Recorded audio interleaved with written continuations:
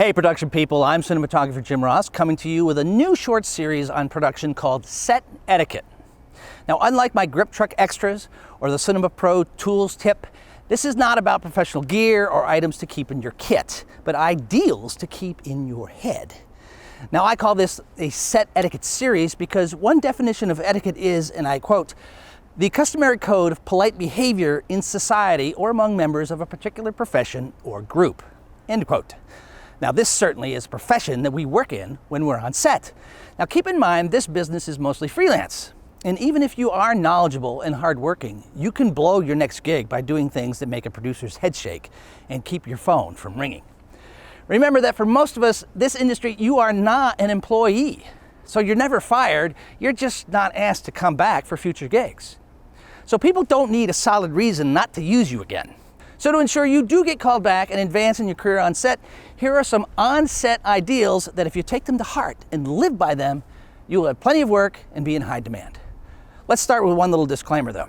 I work predominantly in commercial work, corporate work, advertising, independent film, and television.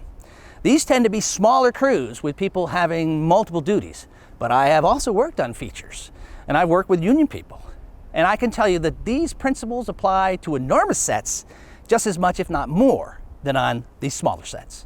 So let's get started with my first rule. On time is late. Mark it. Okay, come on out. Action. You'll hear a lot of people in this business say on time is late. So this is not my personal quote, nor only my expectation.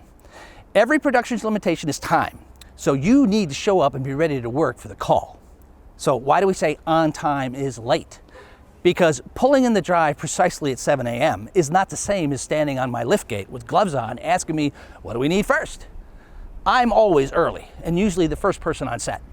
If I show up and a grip is there before me, he is already on my A-list. If you are late, the people you work with will remember that.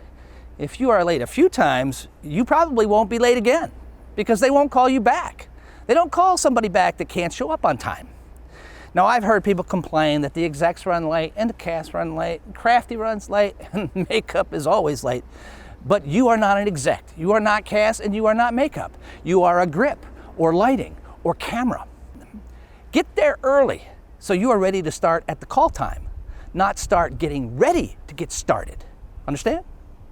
Illustrate you are a professional that values punctuality even when others don't.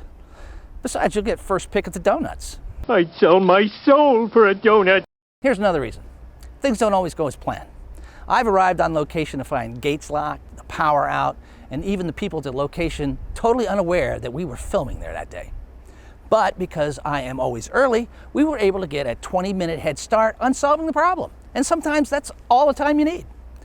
Another thing is the one time you say, I'll take my time because they are always late every day, is the day they'll be on time and you'll get burned.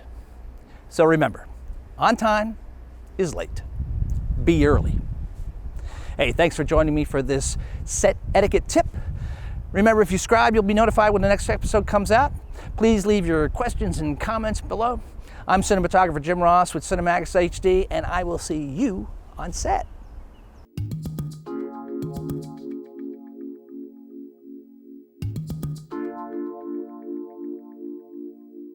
Here we go. And Andre Cross.